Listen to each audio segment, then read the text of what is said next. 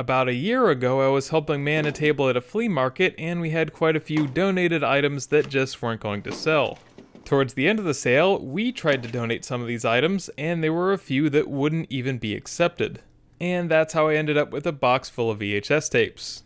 I was tasked with just throwing them away, but I figured I would save them for at least a slightly grander purpose. At least a more fun purpose. I still feel kind of bad destroying these, and if any of the people who actually made any of these products somehow ended up watching this video, please know that I meant no insult to the actual videos that are on these tapes. Anyway, that's how I ended up with a box full of VHS tapes that we were intending to destroy. Luckily, we had brought along just the tool to do that. We lined up 15 of these tapes and put them at the angry end of a Taurus Raging Bull chambered in 454 Casull. 3, 2, 1! Well, they exited the table.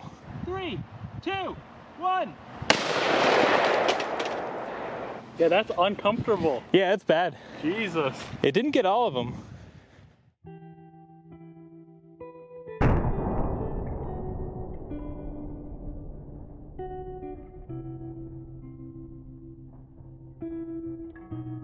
Unfortunately, the side view high-speed camera didn't trigger correctly, and we only have this lower resolution 600 frames a second version.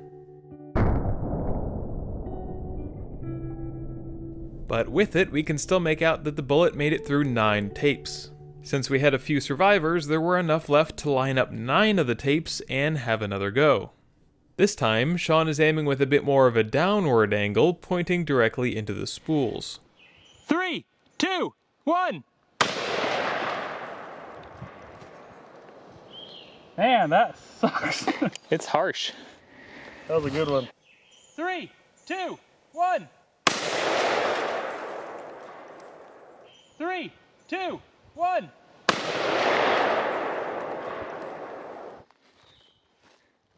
That'll be fun to clean up.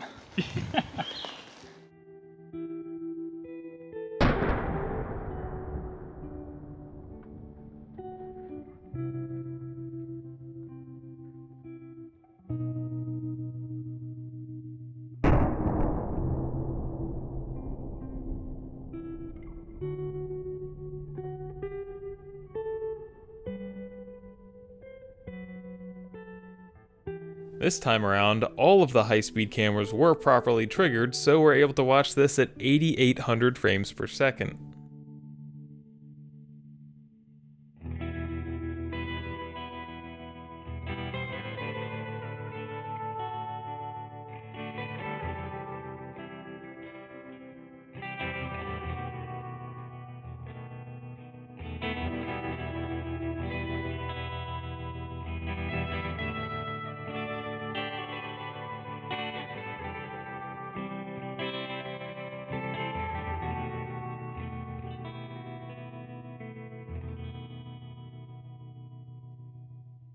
This time, the bullet appears to have only passed through 6 VHS tapes, although the 7th did get damaged as well.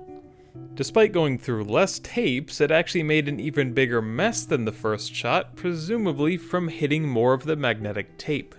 That spooled tape is much more dense than the plastic housing, and it does a much better job at absorbing that energy from the bullet. To illustrate this even farther, we'll go all the way back to 2014 when these following clips were filmed. Really, just to see what would happen, we used a Samyang Dragon Claw 50 caliber air rifle to shoot a single VHS tape. The damage we saw was similar to the other tapes we shot, although the 454 is almost 10 times as powerful as this air rifle. Still, this close-up of that 50 caliber impact shows how dense this tape is when it's all spooled up.